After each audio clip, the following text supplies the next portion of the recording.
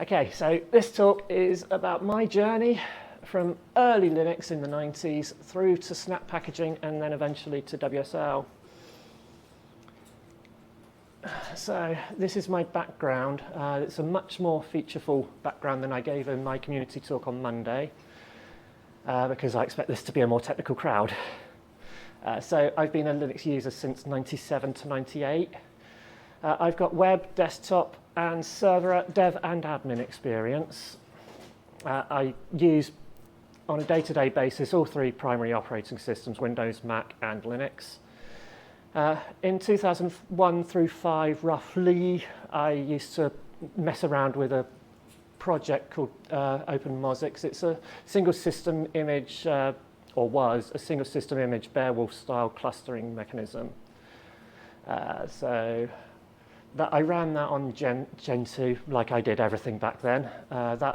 While running Gentoo, I learnt an awful lot about the way that Linux fits together and all the moving parts. I dabbled with high availability techniques via Corusync and Pacemaker, and I think it's called OpenHA, which was prior to those two turning up. Again, I would be running all that on Gentoo, and I've since forgotten all that. Since Docker appeared, I've been heavily into containerization. I'm quite an advocate. Nowadays, my contributions are primarily Snap and Snapcraft, which led me to WSL2 and also Ubuntu Mate. I can't really see my slide. Yes. A previous PR manager at Canonical featured me several times on the Ubuntu.com blog. That was primarily for my thoughts on Snapcraft, but we did wander into other things like microcates. I've been an Ubuntu member since February 2018, and in September of that year, I became elected to the Ubuntu membership board, so I now approve new members as part of a collective. And I'm also now a Microsoft MVP for my second year running based on my WSL contributions. So, first contributions. I discovered Snapcraft following the Ubuntu phone demise. I was keen on the phone. I backed the Indiegogo campaign for the Ubuntu Edge, was it called? I can't remember what the phone was called. And I followed the team as they migrated from the phone to the snap packaging ecosystem. I'm heavily invested.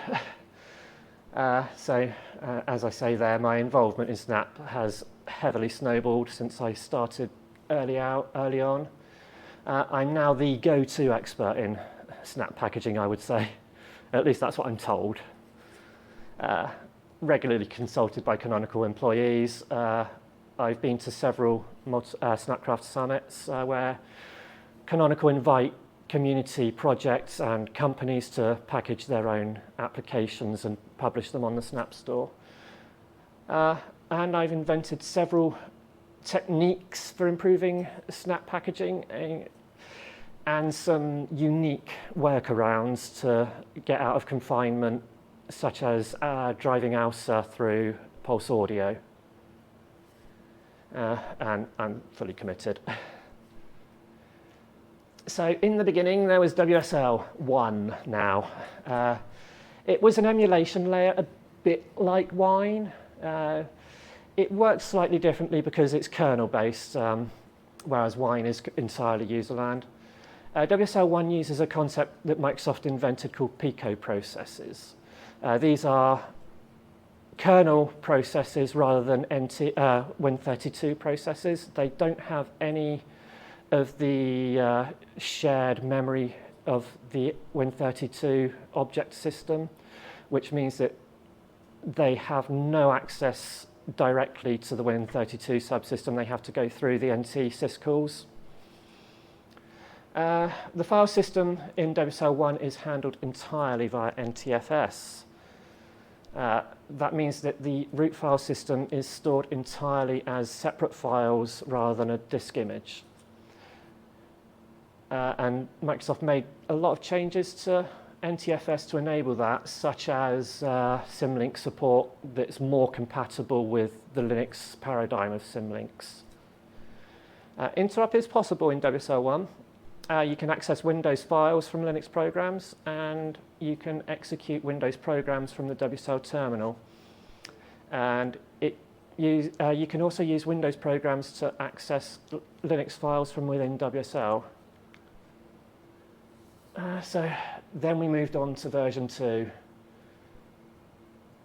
This is more of a virtual machine-based system. It's run via the Hyper-V host compute service, which isn't full Hyper-V. So you don't need the full management stack. And that also means that it runs on consumer versions of the Windows release rather than requiring the professional SKU. The file system, in contrast to WSL1, is now handled via a disk image. And you're using a real kernel from kernel.org, which is the upstream Linux. There are some Microsoft patches primarily for WSLG. And they say it runs at almost native speed. I would probably concur. I've not noticed any slowdowns. Mostly it's through the graphics support that's slower than native Linux. WSLG is now Windows 11 only, unfortunately. But it does allow you to run graphical apps without using an X11 server on your Windows desktop. And using Linux means that systemd is now possible, and that has been available since September, I believe. But there's no snap support, or is there? So my work started out with enabling systemd. I developed a technique to get systemd running. It's in that GitHub repository there. It's not as important to use that now because it's natively supported if you're using the latest preview release of WSL. The technique that I use in that repository has a lot of hoop jumping, and there are incompatibilities such as with the VS Code. The integrated terminal, for example, has issues. So now, yes, 21st of September, WSL2 now supports systemd. It was heavily influenced by my proof of concept, along with alternative implementations like Genie. We together proved that there was a demand for it and that it was viable. Canonical were ready to go their own way. They were basing that on my code, or at least my technique, without necessarily using my code directly, but it was the same idea, basically. And they used that to coerce, I guess, Microsoft to expedite their plans for systemd. I wouldn't say they forced Microsoft's hand. Basically, Canonical would have gone their own way if Microsoft didn't include it directly. So I wanted to get snaps running on WSL, so that's why I was getting systemd running. And mostly it just worked. Once systemd was running, snaps just worked. There are some issues. So the Microsoft kernel doesn't enable apparmor directly, so I've got a patched kernel that I host in the repository on the slide, and that's automatically rebuilt as Microsoft releases new tags on their repository. I worked with Hayden Barnes on his book, so you may know of this book, you may have read it. I had a large hand in producing that. I won't say that too much. I don't know how much I'm allowed to say. Basically, I will say that Hayden consulted me for ideas. So it's published by A-Press. It's called Pro Windows Subsystem for Linux, Powerful Tools and Practices for Cross-Platform Development and Collaboration. I do encourage you to buy it.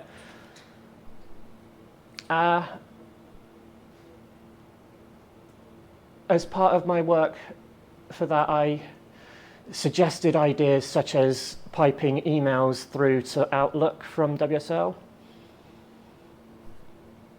So we use a script that it's similar to SendMail, executable that you can install on Linux, but it's not directly compatible. It does work, but there are some edge cases.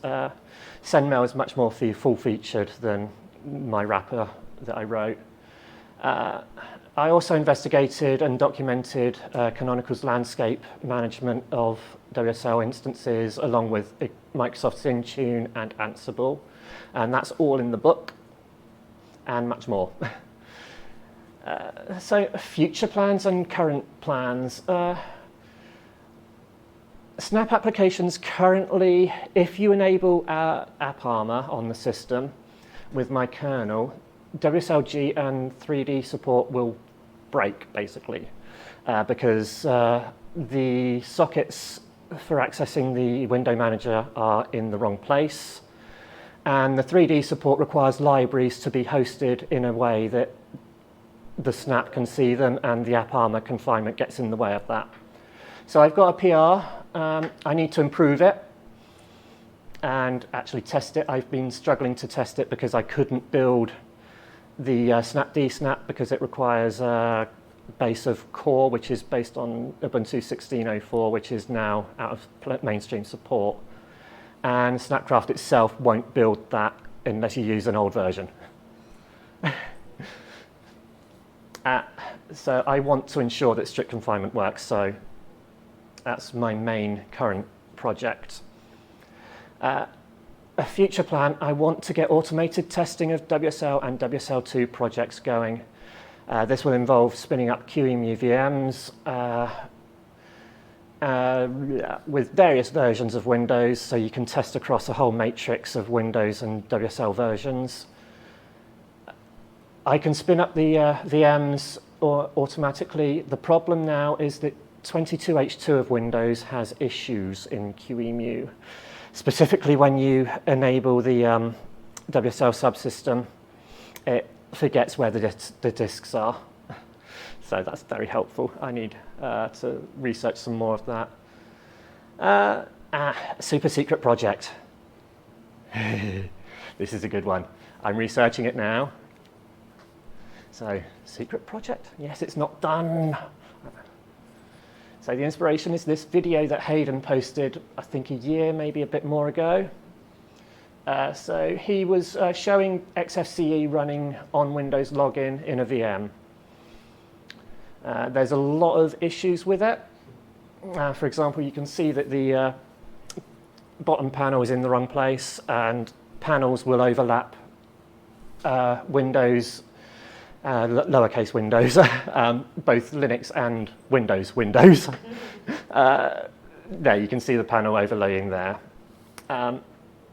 That's due to the way that we're using remote desktop connection. So I've been investigating how to make this better. So I've been looking at login and user sessions to try to convince the system that your user session is actually graphical, because GNOME, for example, doesn't like starting unless it's marked in that way. I've been thinking about using a separate system container, about the WSLG that uses a separate system container to host Wayland, and they currently use Western. So I wondered, can we port the Western changes to like Mutter and get GNOME running that way? And maybe other desktop environment compositors. What we do need to know if we do that is the Hyper-V VM identity. It's a hexadecimal code, I believe. The host compute service doesn't provide an API to find that, I don't think, but it might do. I haven't found it yet. So we need that identity to allow the remote desktop connection to use a Hyper-V socket to get into the VM in a performant way rather than using networking. At the moment, the ID is currently exposed to Western in the system container. You can't access it in the distro container. And that is provided by an environment variable when init launches the Western compositor. Western, I did get it all right. We also need to tell remote desktop connection that desktop windows should be bottommost so that your background doesn't go over the top of everything.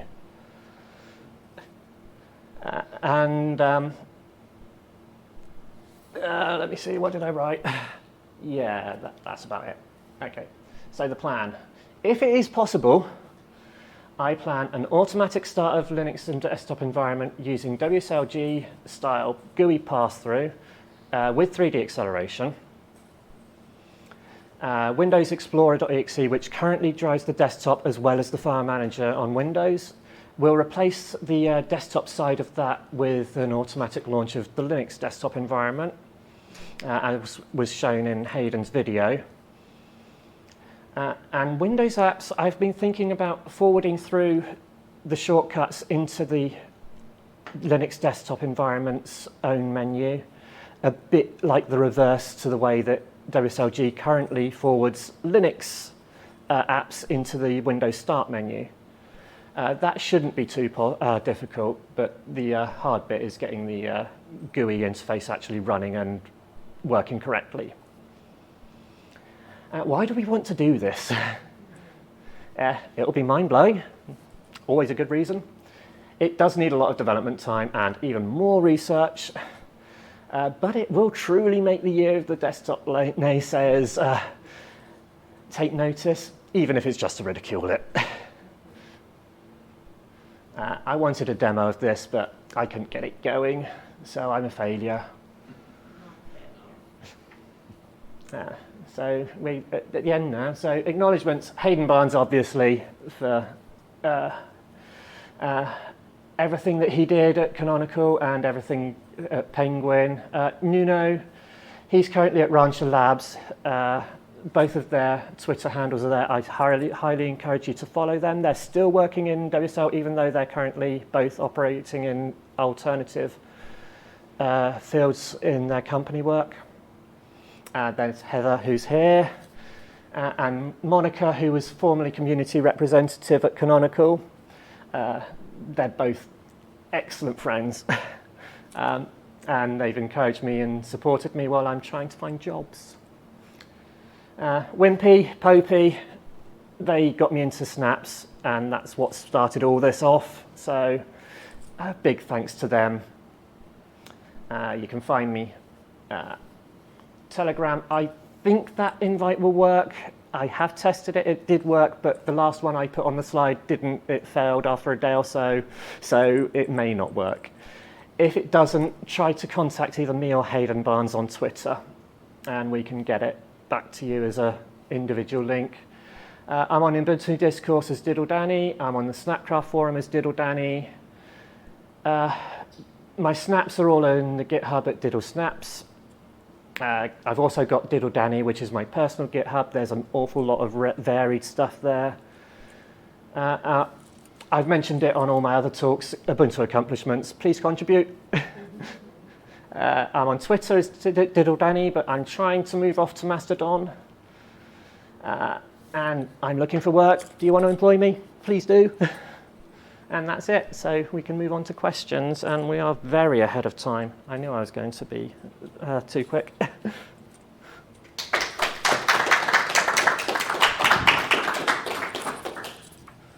So do we have any questions? Yeah.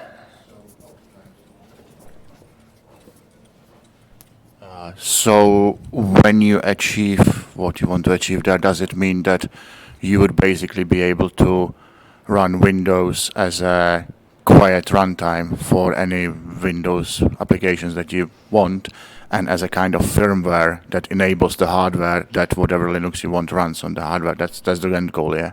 Yes, exactly.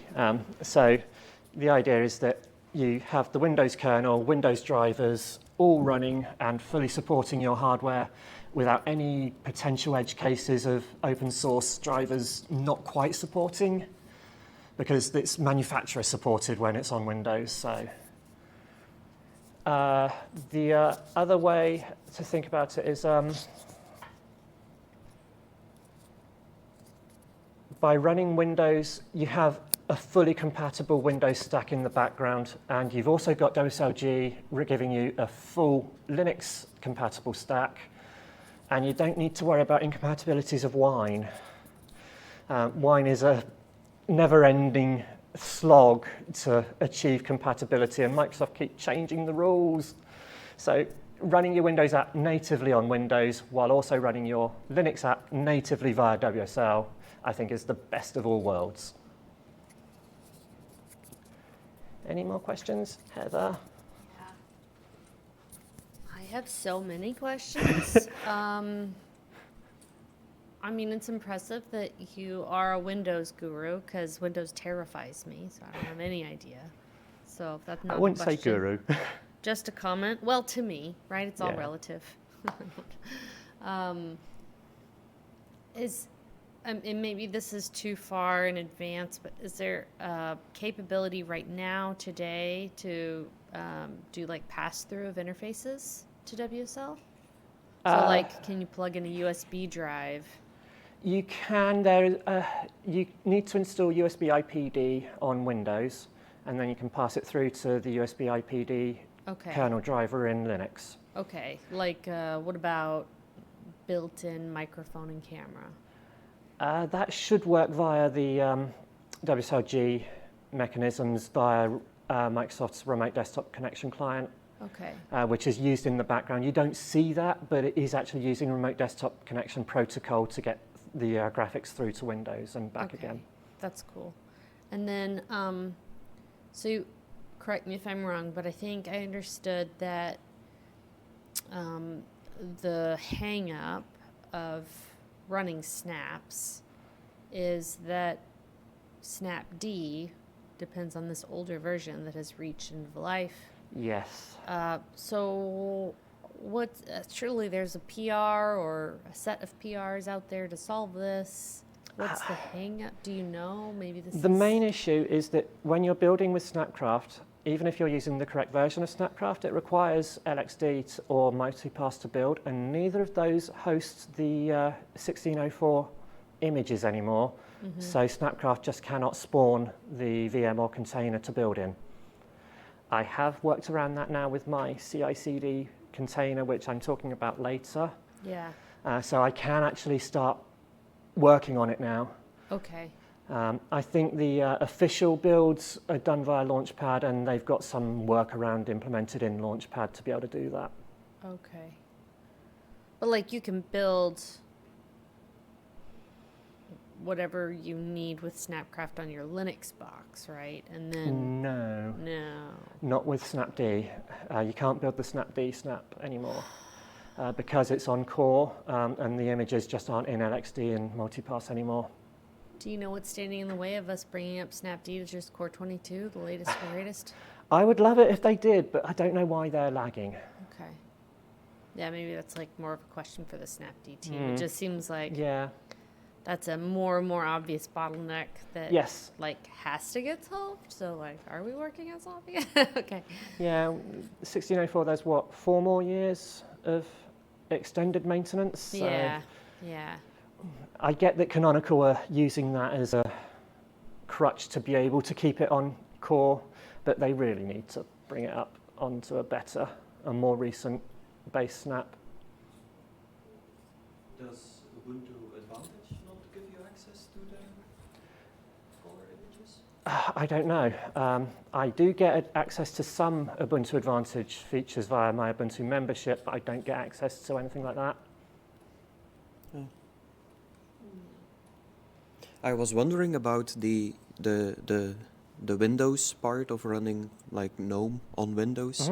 I've always heard that with WSL2, you basically have Hyper-V as the hypervisor, as the Yes. thing that's running on Metal, and then Windows as a sort of virtual machine, Yes. and then Linux next to that. as a sort of virtual machine. But then I Yeah. wonder how the drivers work. Are the drivers running in the hypervisor, or are they running in the Windows? So the way to think about Hyper-V is that it operates very similar to the way that Zen is set up. So there's a shim kernel that is just for the virtualization. And then you have, in Zen terms, a domain 0, which is the admin domain. That has full access to everything on the system, including all the hardware. So there's no blocking there of Windows accessing the hardware. And so the WSL VM is a domain U, a DOM-U in Zen terms, where that doesn't have access to the hardware. So any access that WSLG needs to be able to use needs to be piped through Hyper-V sockets and file system mounts and things like that. Yeah, and then it might be piped either from the hypervisor or from Windows. So the hardware access and the drivers are all in Windows itself rather than the Yeah. hypervisor. Ah, yeah, okay. Any more questions?